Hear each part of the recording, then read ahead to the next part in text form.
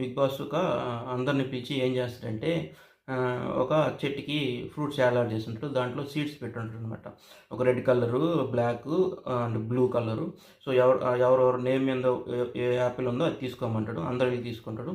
వాళ్ళల్లో మన ప్రియాకి, ఫ్లోరాకి, రీతుకి ఒకటే కలర్, బ్లాక్ కలర్ వచ్చి ఉంటుంది.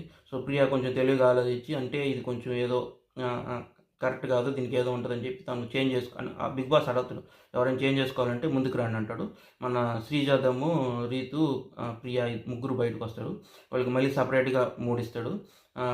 మళ్ళీ వాళ్ళకి సపరేట్గా ఇస్తాడు. దాన్ని తీసుకొని ఉంటారు.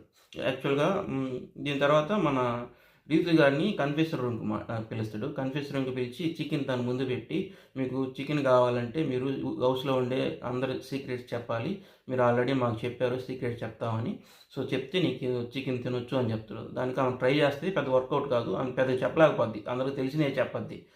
అందుకని ఏం చేస్తుందంటే రీతు నాకు ఈవినింగ్ వరకు టైం ఇవ్వండి, నేను ఖచ్చితంగా కనుక్కొని మీకు చెప్తానని చెప్తుంది. వెళ్ళి హౌస్లోకి వెళ్ళి ఇంకా ప్రతి ఒక్కరి దగ్గరికి వెళ్ళి ట్రై చేస్తుంది. అంతే ఎపిసోడ్లో చూపించేస్తాడు ఏమేమి అడుగుతుంది ఏందనేది కూడా. సో అది తర్వాత ఇప్పుడు టాస్క్ ఏంటంటే సో ఫస్ట్ బ్లూ వచ్చిండే వాళ్ళని పిలుస్తాడు. టాస్క్ ఏంటంటే వాళ్ళకి ఇప్పుడు ఒక మీటర్ ఉంటుంది, 100% బ్యాటరీ ఇచ్చి ఉంటాడు. 100% బ్యాటరీ ఇచ్చి వాళ్ళని బజర్ పెడతాడు. ఎవడైతే ముందు బజర్ నొక్కుతారో వాళ్ళు వెళ్ళి కన్ఫ్యూజ్ రూమ్లోకి వెళ్తే వాళ్ళకి చెప్తాడు అనమాట. అంటే ఇంటి దగ్గర నుంచి వాళ్ళకి లెటరు లేదా ఆడియో క్లిప్ కానీ ఫోటో కానీ వచ్చి ఉంటుంది. సో ఫస్ట్ మనం ఇమానుయల్ కొడతాడు. ఇమానుయల్ కొట్టి లోపలికి హౌస్లోకి వెళ్తాడు, అదే కన్ఫ్యూజ్ రూమ్లోకి వెళ్తాడు.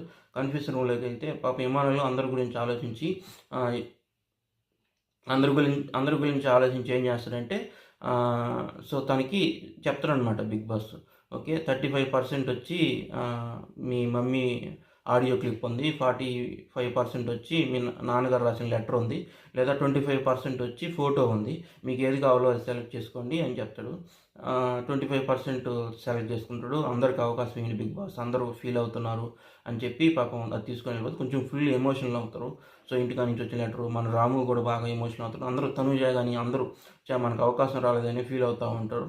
సో ఇక్కడ ఏంటంటే కొంచెం అందరి గురించి ఆలోచించడం బాగా అనిపిస్తుంది. అదండి ఎపిసోడ్. రేపు ఎపిసోడ్ ఏముంటుందో చూద్దాం.